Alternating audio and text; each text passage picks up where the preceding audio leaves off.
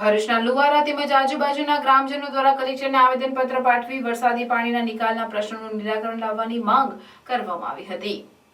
ભરૂચના લુવારા ગામના ગ્રામજનો દ્વારા કલેક્ટરને આવેદનપત્ર પાઠવવામાં આવ્યું હતું, જેમાં જણાવ્યા અનુસાર લુવારા તથા વગોસણા ગામમાં પ્રવેશદ્વાર તથા ગામની સીમા આજુબાજુ વર્ષો જૂની જુદી જુદી કાંસો આવેલી હતી અને આ કાંસો ખૂબ જ લંબાઈ તથા પહોળાઈવાળી હતી અને આ જુદી જુદી કાંસો મારફતે વરસાદી પાણી તથા આજુબાજુ ખેતરોનું પાણી તથા આજુબાજુના ગામની સીમનું પાણી આ કાંસો મારફતે ખૂબ સરળતાથી વહી જતું હતું।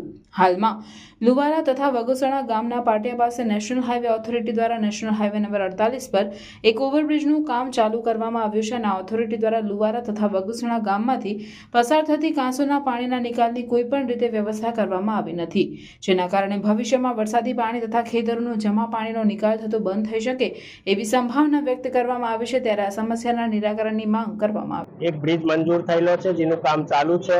લુવારા ગામ 4 ગામોનું પાણી વરસાદી પાણીનો જે નિકાલ થતો હતો 20-20 ફૂટની જે જૂની ગટેરો છે, વર્ષો જૂની ગટેરો છે, તે હાલ પૂરતી બંધ જણાઈ રહેલી છે। એ ગટેરોનો અમને નિકાલ કરી આપવા અમે કલેક્ટર સાહેબશ્રીને આવેદનપત્ર આપવા આવેલા છે।